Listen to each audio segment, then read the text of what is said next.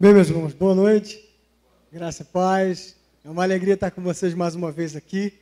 É uma felicidade ver cada rostinho. Que Deus abençoe vocês. Que Deus abençoe quem estiver também na sua casa. Que você possa sentir um pouco desse refrigério que nós estamos sentindo aqui.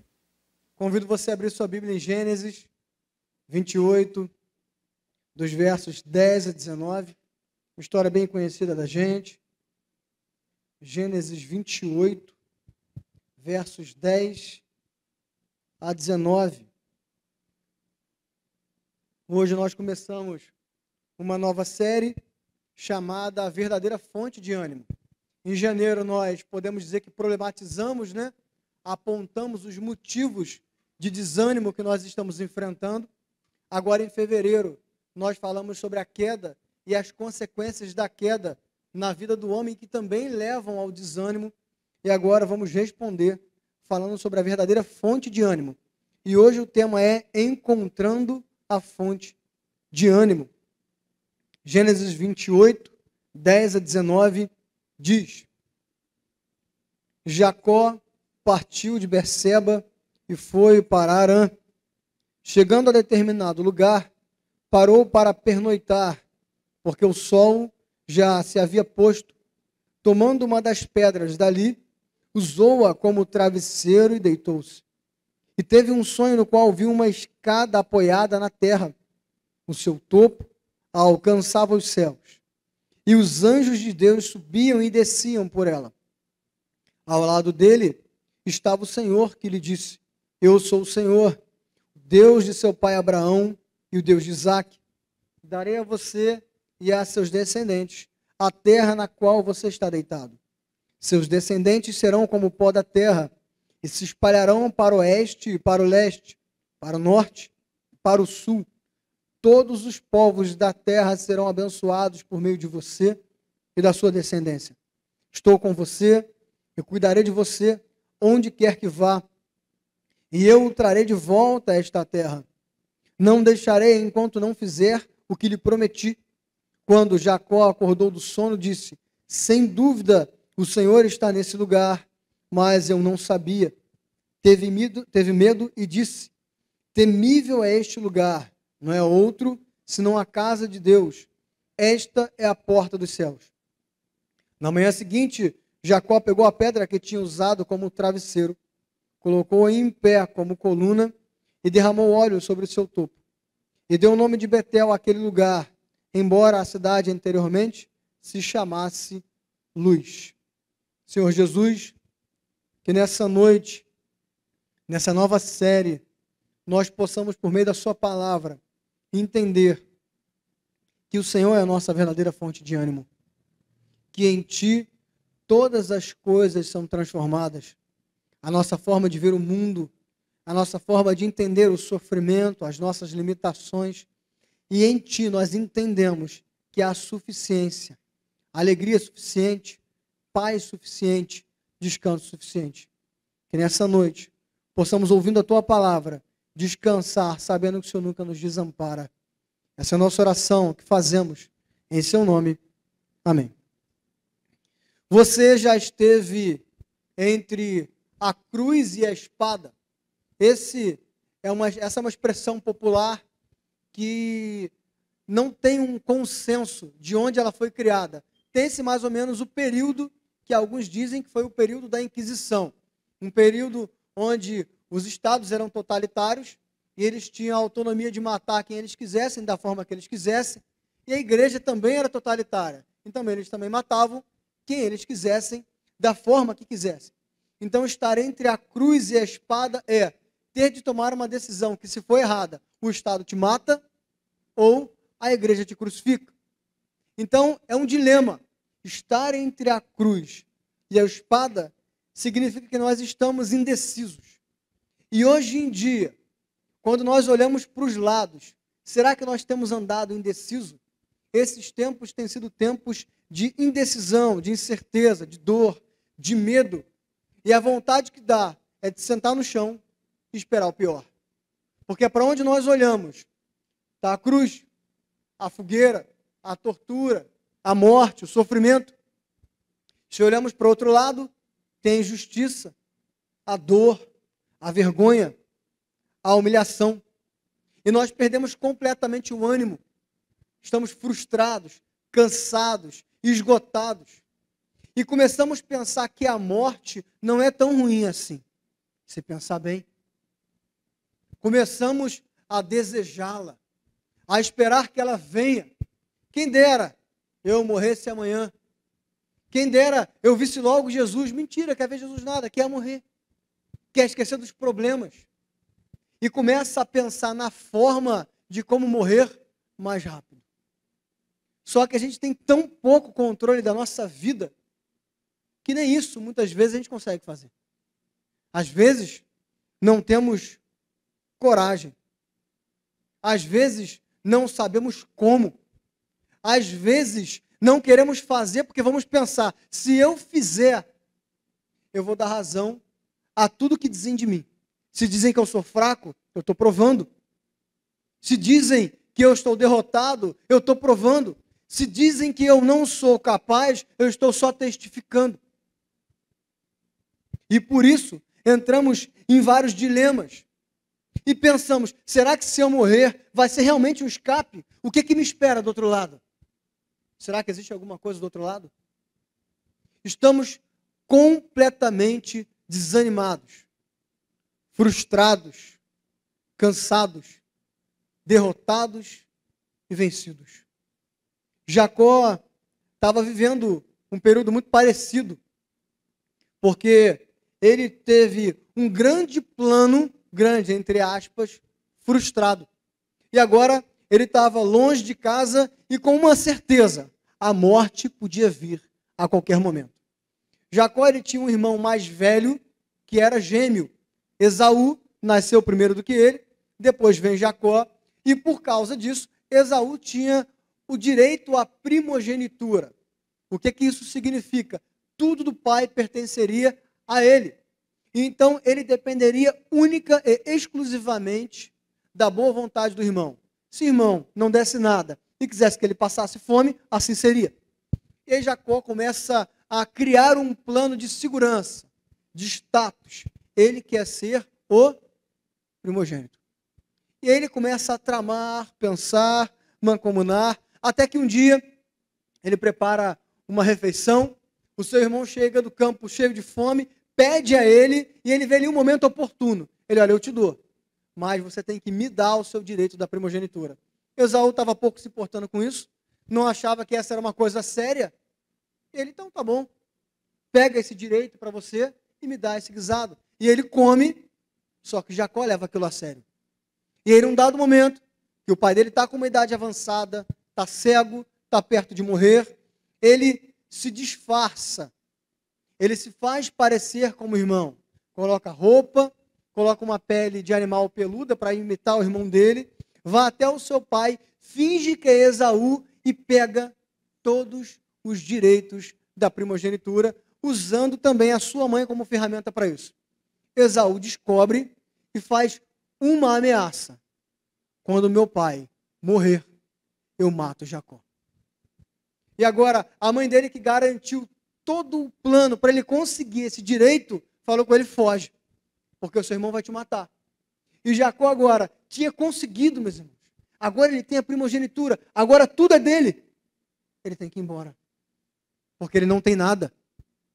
Agora ele tem que fugir para não ser morto, ficar longe do seu pai, ficar longe da sua mãe, ficar longe da sua terra. E a única certeza que ele tinha era, uma hora, o meu irmão vai vir atrás de mim. E eu vou morrer. Porque eu não vou poder fazer nada. Eu não tenho mais família, eu não tenho mais terra, eu não tenho quem me defenda. Por mais que ele estivesse completamente equivocado nos planos dele, planos malignos, ele estava enfrentando também um completo desânimo, vindo de uma frustração. Mas ele não sabia que, apesar de todo o engano, de todo o desânimo, Deus continuava intervindo na vida dele. E por mais que ele achasse que ele estava caminhando para uma terra estranha, ele estava caminhando para os portais da maturidade.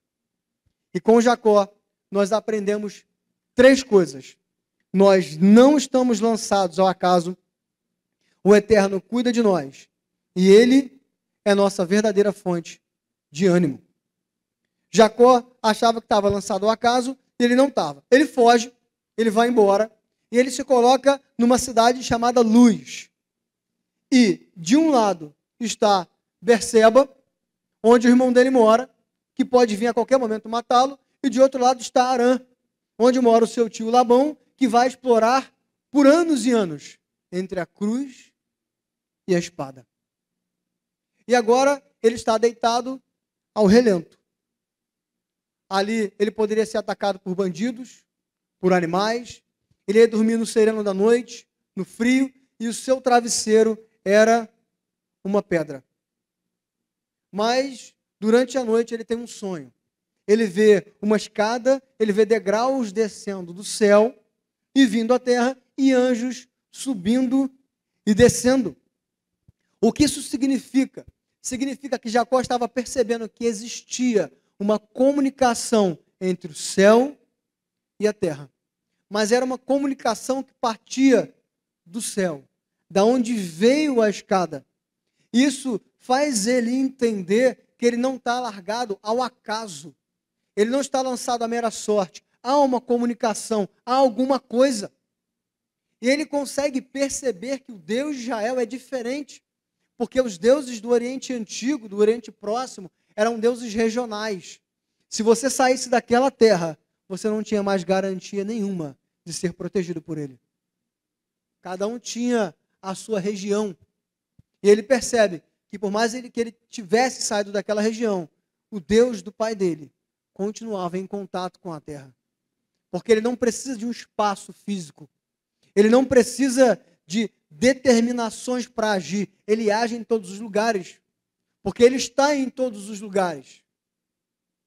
E nós também achamos que estamos lançados ao acaso. Nós entramos num desânimo muito grande. Parece que nós caminhamos e estamos igual ao Jacó. Paramos num determinado momento que a gente olha para trás e a gente não tem coragem de voltar, porque era ruim de onde nós viemos. E não temos coragem de prosseguir, porque nós não sabemos o que está à nossa frente. Se é a morte, se é a exploração, se é o desânimo.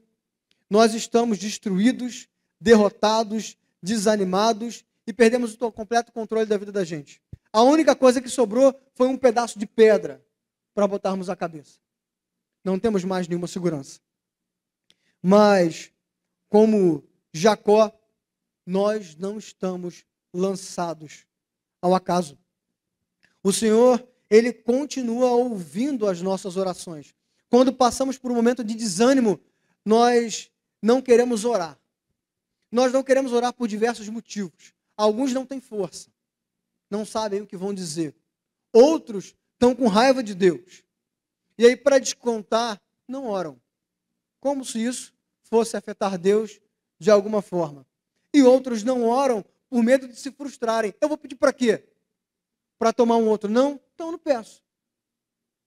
Mas a grande questão, meus irmãos, é que não importa o momento que você está passando, Deus sempre ouve a sua oração. Se você se pergunta se a sua súplica está saindo das 4 paredes que você ora, eu te digo, ela está saindo das 4 paredes. Deus continua ouvindo. Há uma comunicação entre o céu e a terra. Ela não depende de você porque ela parte de Deus. Ela vem do alto, da misericórdia do Senhor, da graça dele. Então não importa o caos que você está enfurnado, não importa o tamanho da sua frustração, você não está lançado ao acaso. Deus continua reinando. Não importa se é longe da terra que você nasceu, não importa se o seu coração está longe de onde deveria estar, nunca é tão longe que Deus não possa estar ali. Aonde quer que você vá, por mais longe que seja, por mais escuro, por mais pecaminoso, por mais feio, Deus está ali. Você não está lançado ao acaso. Segundo ponto, o Senhor socorre Jacó, porque depois que ele tem aquela visão da escada descendo dos céus, do lado dele aparece o próprio Deus e se revela a Jacó e fala: olha, eu sou o Deus do seu pai Abraão e Isaque, e eu sou também o seu Deus, o que fez uma promessa com a sua família, o que fez uma aliança com a sua família. Eu sou um Deus pessoal, um Deus relacional. Eu não sou aquele Deus que está lá em cima, governando cego, maquiavélico. O que importa é o fim. Os meios são diferentes. Ele estava dizendo para Jacó que ele não era esse Deus. Era um Deus pessoal. E como um Deus pessoal, ele fala para Jacó: eu te tirei da sua terra, fui eu. E eu vou te levar para uma outra terra. E depois eu vou te trazer de volta para a sua terra. Mas a grande questão, Jacó, é o seguinte: aonde quer que você vá, eu vou estar à sua frente. Aonde quer que você vá, eu vou estar contigo. E perceba, Jacó era um homem enganador. Enganou seu pai, enganou seu irmão, usou a sua mãe, destruiu a sua família. E mesmo assim, Deus se faz conhecer. Quando nós estamos frustrados, desanimados, nós nos sentimos também abandonados. Nos sentimos abandonados porque parece que Deus não ouve a nossa oração, parece que as pessoas em volta não entendem o nosso problema. Você já teve essa sensação? Ninguém te entende. Por mais que você explique, parece que você está falando grego. Ninguém entende. E às vezes não entende porque a sua dor é tão profunda que você também não está falando coisa com coisa. É difícil até de explicar. E é por isso que quando você ajoelha e tenta orar, você não consegue. Porque a dor é tão profunda que você acha que ninguém entende. E nós nos sentimos, a partir daí, abandonados como Jacó. Vulneráveis, frágeis, só esperando o momento da morte. Da destruição completa do nosso coração. Da destruição completa da nossa mente. A gente não sabe o que vai acontecer primeiro. Se a gente vai infartar ou se a gente vai surtar. Mas a grande questão é que Deus cuida de nós. Deus nunca nos abandona. O Deus pessoal que se apresenta a Jacó é o Deus que se apresenta à sua vida. É um Deus de relações. É um Deus que nunca nos abandona. Se num determinado momento você parou de ouvir Deus, é porque com certeza você parou de falar com Deus. Porque Ele nunca vai te abandonar. Aquele que começou a boa obra na sua vida, Ele é fiel para levar até o final.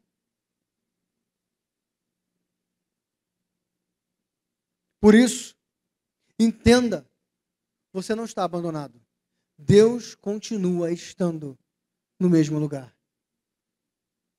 Independente de onde você estiver, Ele também está. A dificuldade está grande? Você está longe de casa, se sentindo inseguro, fora da sua zona de conforto? Nada disso é suficiente para parar as mãos de cuidado de Deus. Absolutamente nada. O Covid não para as mãos de Deus. Porque se você pertence a Ele e você morrer, é para Ele que você vai. Se você pertence a Ele e você não morrer, é Ele quem vai continuar sustentando a sua vida. Se as suas frustrações são muito grandes, elas nunca vão ser tão grandes que elas possam aplacar o poder de Deus. Ele está muito além da sua frustração. Ele está muito além da sua dúvida. A mão de Deus, ela não pode ser aplacada por absolutamente nada. É por isso que o salmista diz que se eu pegar uma asa e voar para o lugar mais longe da terra, Deus vai estar lá. Se eu me colocar no lugar mais escuro e escondido, lá Deus também vai estar. Por isso que eu digo, não importa onde você está, Deus também está. Ele nunca te abandonou. A Escritura fala que ainda que uma mãe abandone o seu filho, e já foi comprovado cientificamente que a mãe ganha força de mais de 10 homens quando o filho está em perigo. Ainda que ela te abandone, Ele nunca vai te abandonar. Ainda que você o abandone, Ele nunca vai te abandonar. Jacó, nesse momento que ele encontra Deus, ele tem a sua tristeza transformada em ânimo. Jacó acorda do sonho e ele fala o seguinte: bem, isso não foi um sonho qualquer. Eu vi Deus. Esse lugar é o lugar onde Deus está. Quão terrível é esse lugar! E o coração dele teve medo. Porque ele viu o próprio Deus. Mesmo tendo o coração completamente afundado em corrupção, Deus se revela a ele.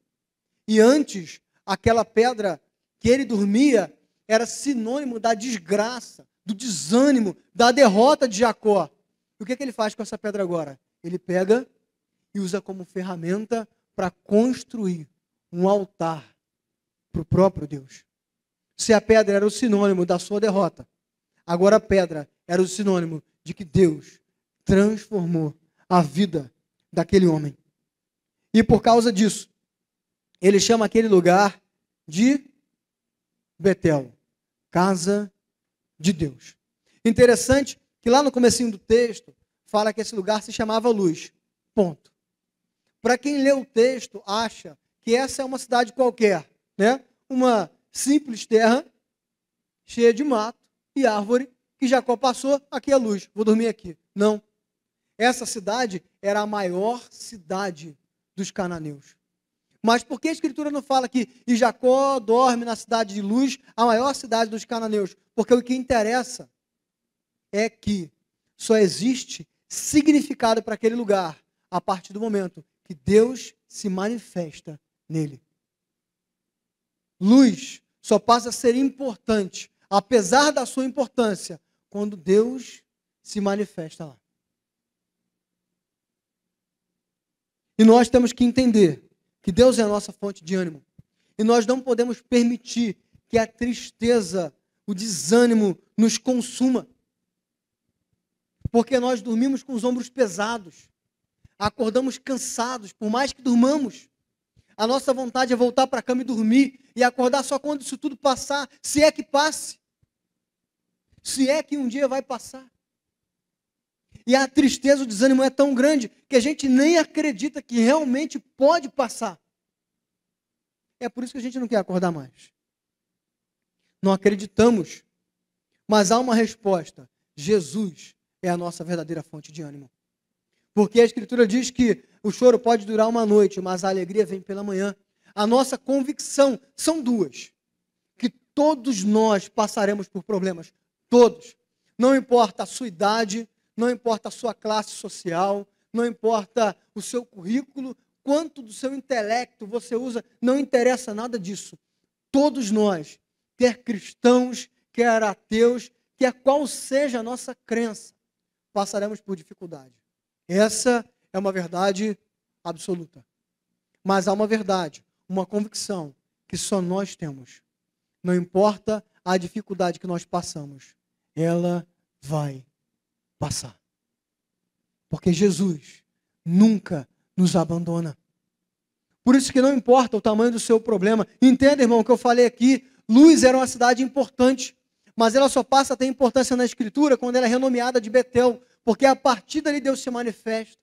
Não importa o seu problema, a sua dificuldade, o seu desânimo, Deus se revelou na sua vida. E a partir de então, ela passa a ter um novo significado, um novo objetivo, um novo ânimo. Não interessa o que você viveu até esses 18h30 do dia de hoje. O que importa é que Jesus se revelou na sua vida. E a partir de agora, há um novo significado. Era Luz, uma cidade cananita, mas hoje o seu coração é Betel, a casa de Deus. Por isso, por mais que nos sintamos frágeis, nós temos uma convicção, que essa frustração que nos fez parecer humilhados e serve para nós como uma pedra para dormirmos em cima dela, é só mais um quebra-mola da vida que nos levará a conhecer ainda mais o Senhor das nossas vidas. E esse momento vai servir para que o altar de adoração de Deus nas nossas vidas seja reedificado mais uma vez. Porque essa convicção que nós temos, não importa o tamanho do seu problema. Mas eu não tenho fé suficiente para isso. Também não interessa. Porque o Senhor da fé é o próprio Jesus. Ele é capaz de colocar fé no seu coração. Não importa o quanto ele esteja ferido. Não importa o quanto ele esteja distante. Não importa o quanto ele esteja cheio de rancor. Jesus pode curar o seu coração e te dar uma nova fonte de ânimo. falta um emprego, ele só é mais um sinal de que Deus vai te sustentar, independente do emprego. O problema na família é grande, ele é só um sinal de que Deus vai sustentar o seu coração, apesar do problema na família. O seu coração parece que não vai suportar, é só mais um sinal de que você é homem. Mas amanhã você vai ver que você suportou, porque Deus te deu forças. Ele te tirou da sua casa, da sua zona de conforto, como ele tirou Jacó. É Ele quem te trouxe até aqui. É Ele que vai te levar adiante. É Ele quem vai voltar com você quando você tiver que voltar. Mas a grande questão é, não importa onde você esteja, Jesus também está lá. Por isso nós temos ânimo. Por isso nós temos confiança, porque Jesus cuida das nossas vidas. Nós podemos ter essa confiança porque, apesar de Jacó ter essa história maravilhosa, ele morreu. Ele dormiu num travesseiro de pedra. Nós temos os nossos travesseiros de pedra. E Jesus não tinha nem um travesseiro de pedra, porque a Escritura diz que ele não tinha lugar para reclinar a cabeça. Jacó estava longe da sua casa. Nós nos sentimos longe da nossa casa, longe do nosso coração, longe de quem nós fomos um dia. Jesus também se esvaziou. Ele abandonou a sua casa, o reino dos céus e da glória, e se fez homem limitado. E se fez tentado pelo diabo, sem precisar. E foi traído, cuspido, esbofeteado, sem necessidade nenhuma. Ele não precisava disso. E ele foi assassinado. E enquanto você tem uma pedra para dormir e botar a cabeça, uma pedra fechou a sua tumba. O seu corpo estava aprisionado numa tumba. Mas ele ressuscitou. E a pedra que declarava a sua morte, agora declarava a sua vida, porque ela foi tirada do lugar. Ela não está ali. O túmulo está vazio. Jesus ressuscitou. E a pedra foi removida. E a escada que Jacó viu e trouxe esperança para ele foi construída pelo próprio Jesus. Porque quando ele ressuscita, ele sobe degrau por degrau até o reino dos céus e diz: está consumado, está pago. A missão foi cumprida e ele não subiu derrotado, ele subiu vitorioso, porque ele venceu. E a pedra que antes fechou a sua tumba não serve mais de nada, porque ele é a própria rocha. E a Escritura diz que aqueles que se colocarem diante dessa rocha serão completamente esmagados. E a Escritura diz que aqueles que construírem a sua casa em cima dessa rocha jamais serão abalados. Essa é a convicção que nós temos, que nada pode nos derrotar, não porque somos autossuficientes, mas porque estamos firmados numa rocha que jamais pode ser destruída e a nossa vida jamais poderá ser abalada. Jesus é a rocha, Jesus é o caminho, Jesus é a nossa verdadeira fonte de ânimo. Vamos ficar de pé?